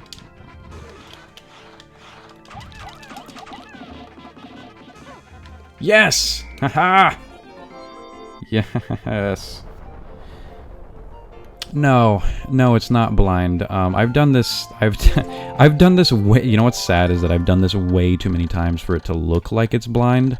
Like I do like an annual Pikmin playthrough, like of all the games every single year. But no, yeah, this is. I've done this a few times. I've been so used to the Wii Motion Plus controls that it's been like...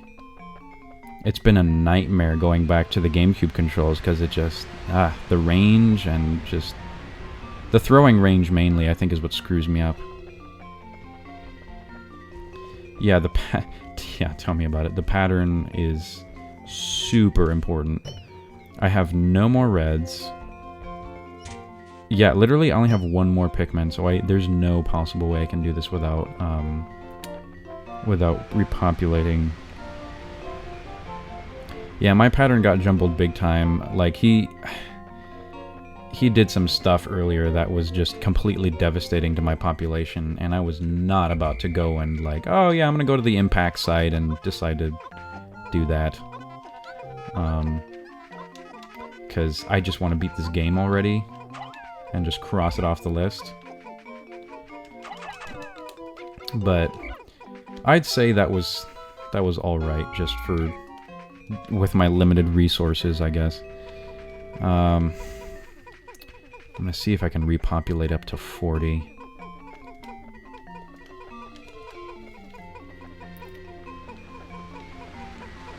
I'm just glad I did it, though. I was seriously afraid that that this match was just going to be like, yep, Pikmin extinction. We're gonna have to go back and repopulate the impact site. That would suck. But thankfully enough, I actually managed to get its last sliver. I don't normally break pattern at the end there, but I had no more yellow Pikmin, and it was getting pretty dire, so I just figured you can attack them all the same just from the left, so he had a little bit of health left.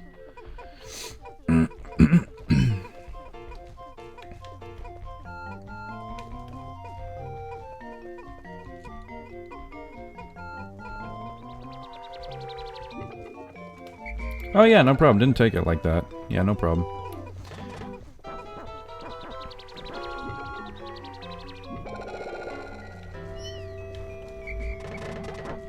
Oh, I think we will actually have enough.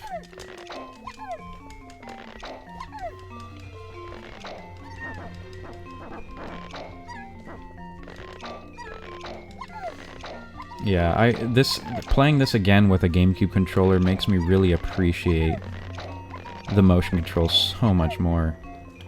Not because I have anything against the GameCube controls, but I think they were good for the time, because there was nothing else, but Pikmin was made for the Wii remote, it really was. Coordination is a whole lot more difficult, especially during this fight where you need as much coordination as possible. Like, it's just using a GameCube controller is not pertinent.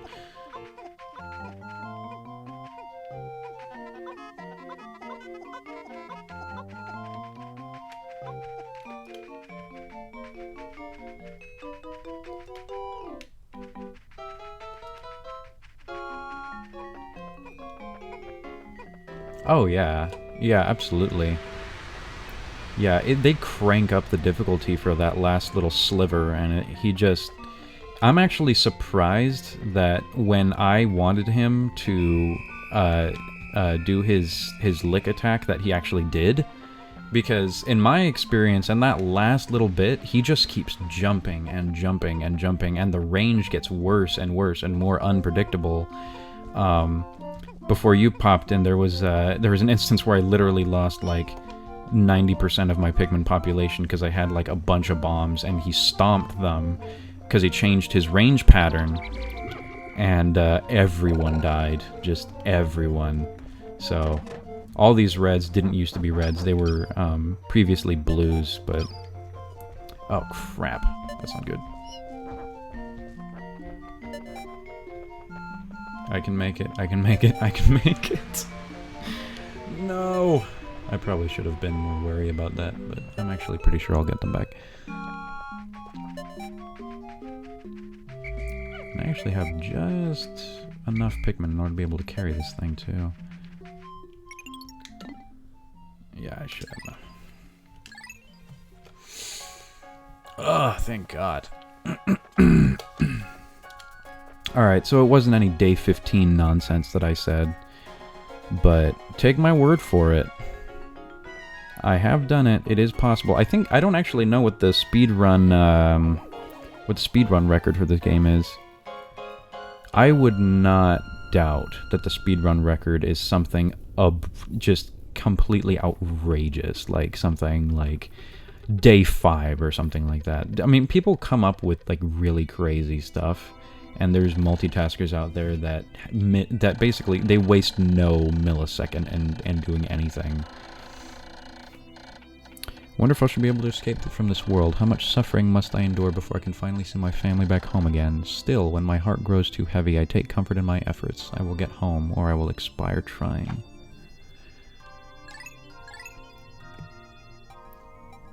Don't worry, dude. You're good now. We can all breathe a sigh of relief. It doesn't help, of course, that the final trial has probably some of the most ominous final world music in any Nintendo game that I've ever played. Every time I play the Bull Blacks battle, it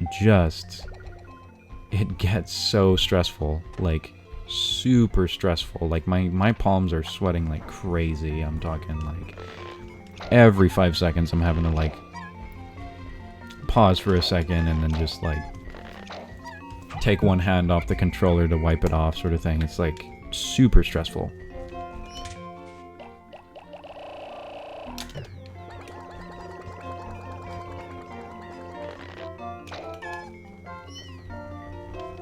And you know what? That's part of the appeal for the first game, I think.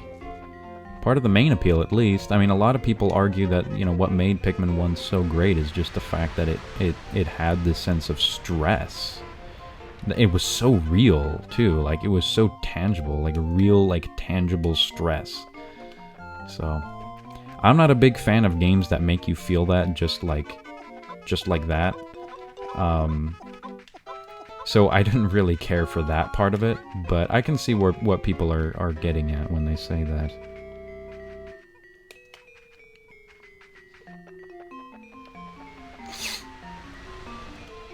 Oh god, yeah. No, I was thinking about that recently, actually. How kind of before, you know, I played this game way back in the day when it came out on GameCube. I'm saying Pikmin 2, that is. When I played Pikmin 2 when it came out for the GameCube, I actually really liked the new Bull Blackses. Like, I liked how they did the classic thing of basically turning the final boss of the last game into like a normal enemy in the new game, and that was awesome. I thought the idea of it was really cool, but kind of now that I look back on it, it's not everything that I really wanted. They're way too abundant, I guess, in numbers. Whenever you see them, there's just a crap ton of them. I think there's like one hole where there's only like one of them. But really, you just spam him. All you have to do is, I mean, if you know your timing, it's really not that bad.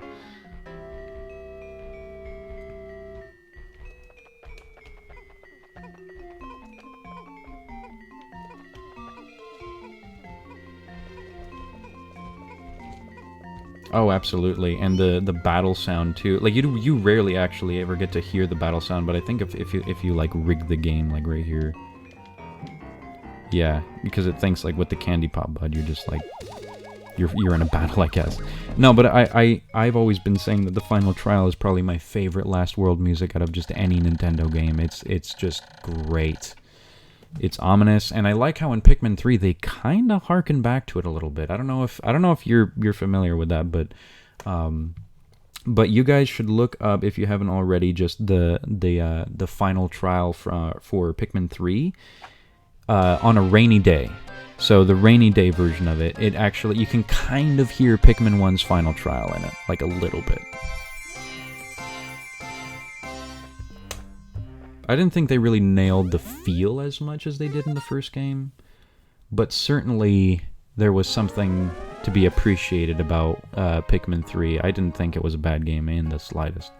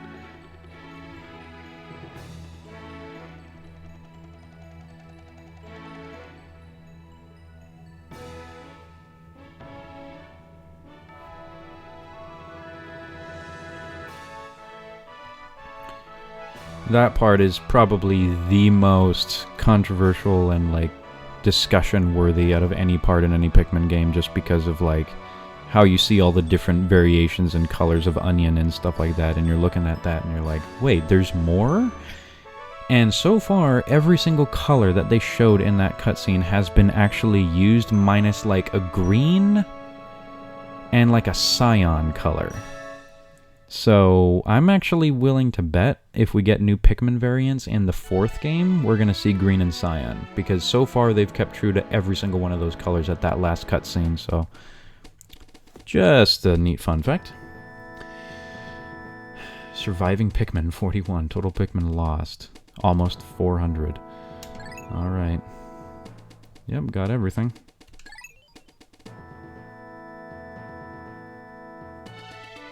Oh, yeah. Yeah, no, the entirety of just Pikmin 1 and 2 soundtrack... I have to say I commend Pikmin 2 soundtrack a little bit more than I do Pikmin 1. But it really picks up towards the end here.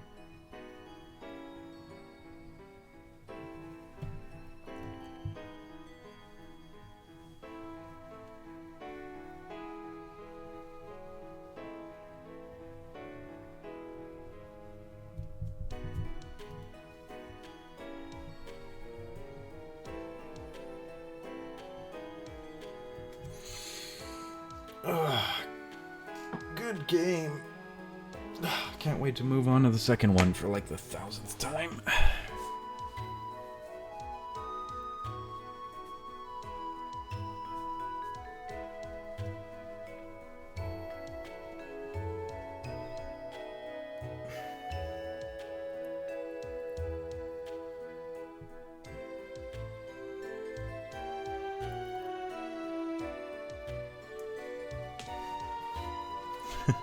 Yeah, thank you guys so much. Thanks for sticking with it. I appreciate the viewership, very much so. We're going to